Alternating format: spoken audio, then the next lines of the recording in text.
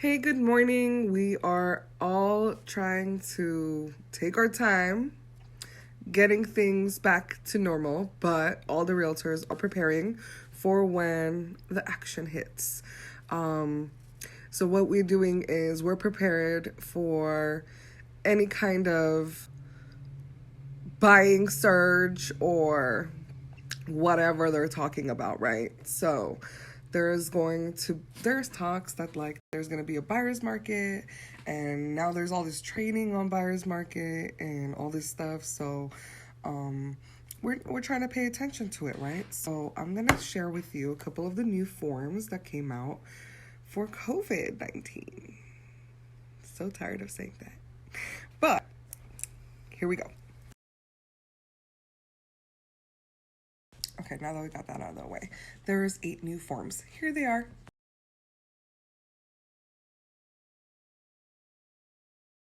The first form is the coronavirus addendum or amendment. If it is in the counter process of the contract, we are going to use it as an addendum. If we have an existing agreement, we're going to use it as an amendment. Now, this form here allows people, because of unforeseen circumstances, to do a couple things. One, we can extend time for the buyer to remove their contingencies. 2, we can extend the time for the seller to close escrow or the buyer if they need more time. And 3, we are able to mutually cancel as well. And there's 2 forms on this one. This is for the purchase agreement, and there's also one for a lease agreement. This one is the new coronavirus property entry advisory and declaration. Everybody who is entering properties, whether it be a realtor, whether it be a buyer or seller, they need to sign a new property entry advisory form. And it basically is telling you guys that if you are sick, you're going to sit at home. And if you're not sick, you're welcome to come and take a look, but we need to practice social distancing. You need to wear a mask and follow the orders that are given by the CDC. As you know, a lot of people are having trouble paying rent, so there is a new agreement spelling out how you're going to repay your money and what you guys come to terms with. This one here is 2 pages. It's the listing agreement addendum for the coronavirus. It allows your broker to do or not do a few things. Let's get into that. So yes, some people want to sell their house, but they also care about their health. So what are they going to do? They're going to allow you to show the property, or they're not. If they don't allow you to show the property, we have virtual tours. We can send inspectors. We can do the bare minimum. If you're more comfortable, we can move forward and market your property in a very safe way. We should be allowed to still install a sign for sale. We should be able to help you stage your properties if they need it.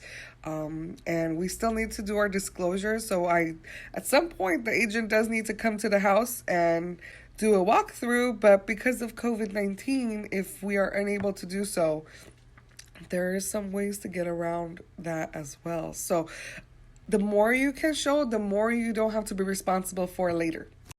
And this form here is the notice of unforeseen coronavirus circumstances. Basically says, hey, I know that I was in contract to buy this property, but because of a loan-related issue, because of a stay-at-home order, because of personal impact from the coronavirus, we're unable to complete our contract terms and close on this escrow. So because of a pandemic, the government is allowing the buyers have an out with no liquidated damages being applied.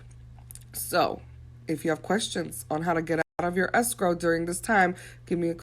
The last form here is the notice to tenant of ability to pay rent during the coronavirus pandemic. We love our landlords and our investors, so we have all our forms ready for you. If you need any help, call your realtor, just ask for the form. It tells the tenant, just reach out and communicate with us if you are having trouble paying. So that's it for this video. If you have any more questions or need any details for a specific scenario, give me a call. I'll be here for you.